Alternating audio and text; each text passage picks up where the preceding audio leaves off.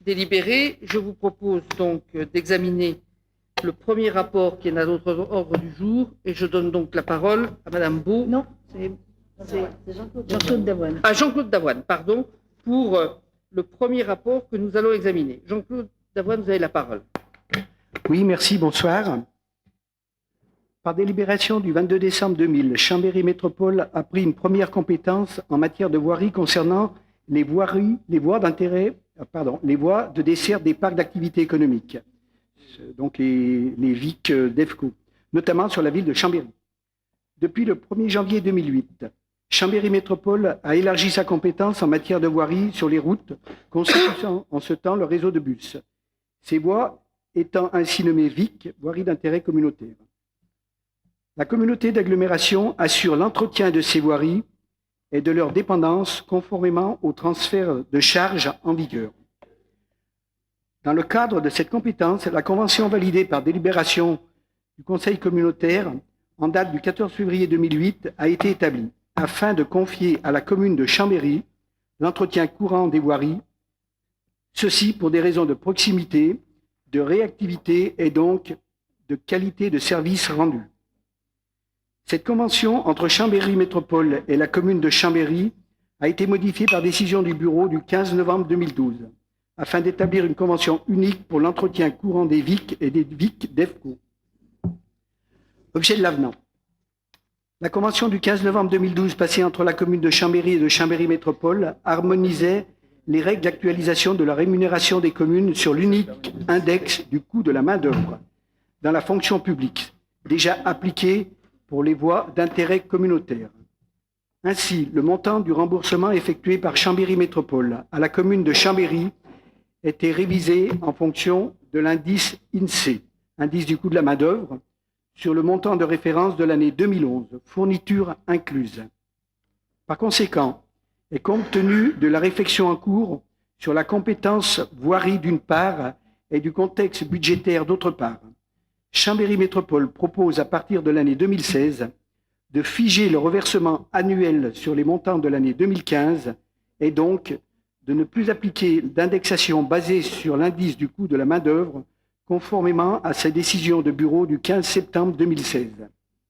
Pour la ville de Chambéry, les montants versés en 2016 représentent 469 438,68 € pour les VIC et 156 166,22 € pour les VIC d'EFCO, soit un total de 625 604,90 €.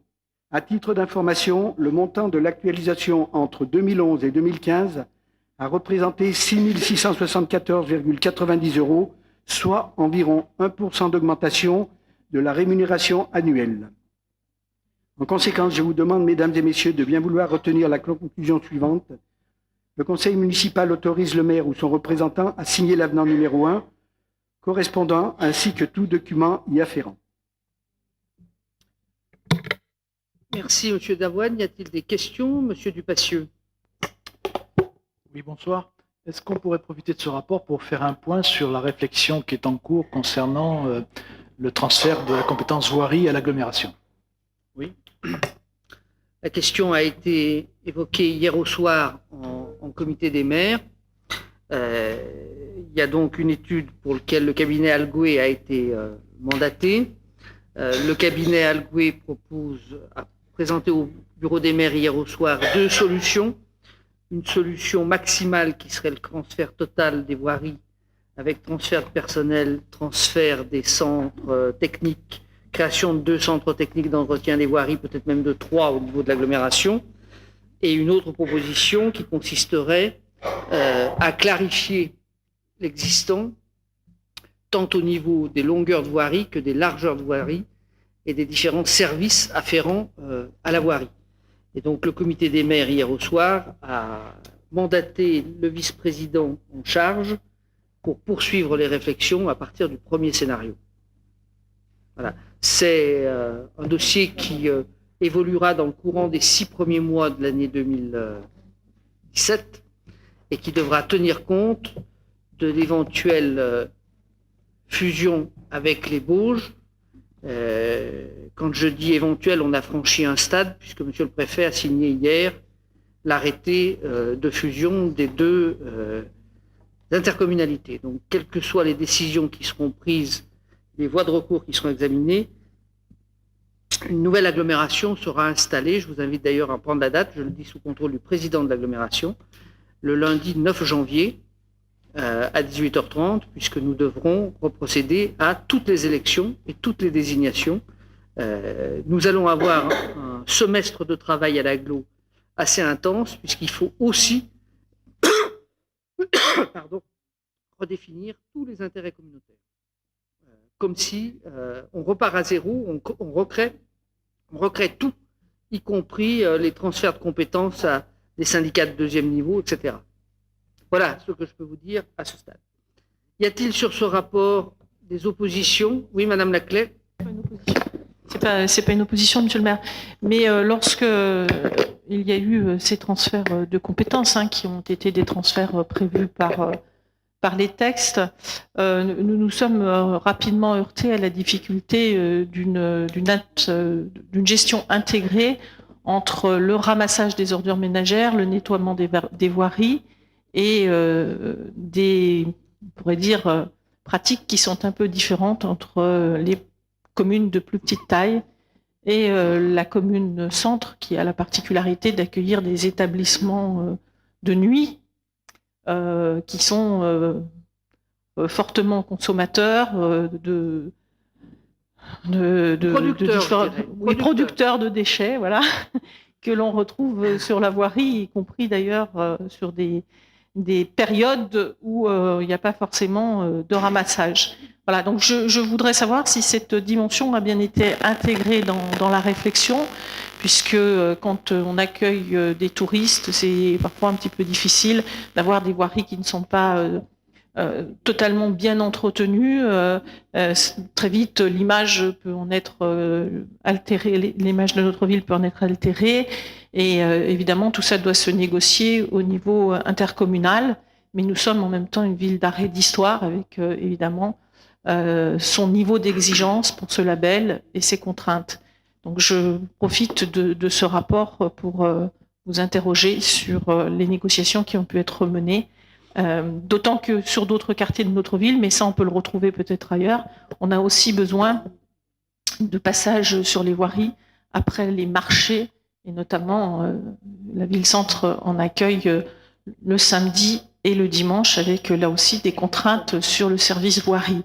Voilà, donc quelle que soit la solution qui peut être évoquée avec Algoé sur des modalités techniques de transfert, il y a une spécificité de notre ville en matière de nettoyage de ces voiries que je souhaitais souligner. Mais je ne doute pas que vous avez aussi à l'esprit cette spécificité.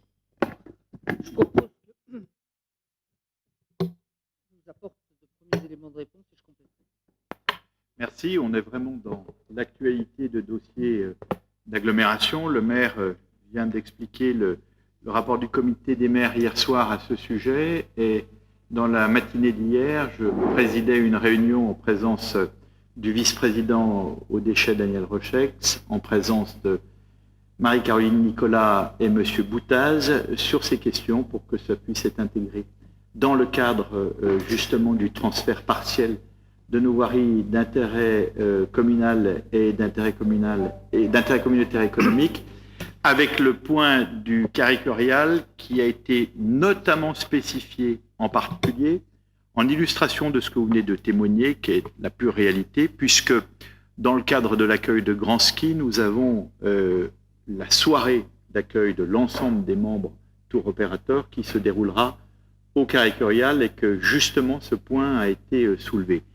D'une manière générale, je le dis à l'attention de l'ensemble des élus, un comité de suivi des questions de déchets qui, comme vous le soulignez, Madame Laclais, d'une commune à l'autre, selon les emplacements, selon les nouveaux programmes immobiliers, selon les localisations des containers, pose régulièrement questions, selon les périodes de l'année aussi.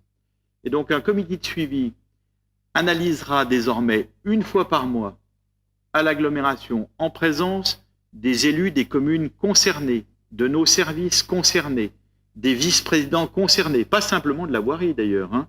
Ça peut être les déchets bien sûr, ça peut être aussi l'assainissement par exemple, hein. Ce comité de suivi analysera tous les cas de figure particuliers pour pouvoir répondre en coordination au plus près des demandes, et Dieu sait s'il y en a, hein. Ce que vous soulignez pour la ville d'Arrêt d'Histoire et le Caille-Curial est aussi vrai dans d'autres cas de figure de communes de l'agglomération qui ont leurs spécificités. Je pense notamment au thermalisme, par exemple. Bon, voilà. Donc, il y a besoin de cette coordination intercommunale, interdirection de l'agglomération. Et dès le début de l'année prochaine, ce comité de suivi sera opérationnel. Voilà, et c'est Aloïs Chassot qui nous représente dans ce comité.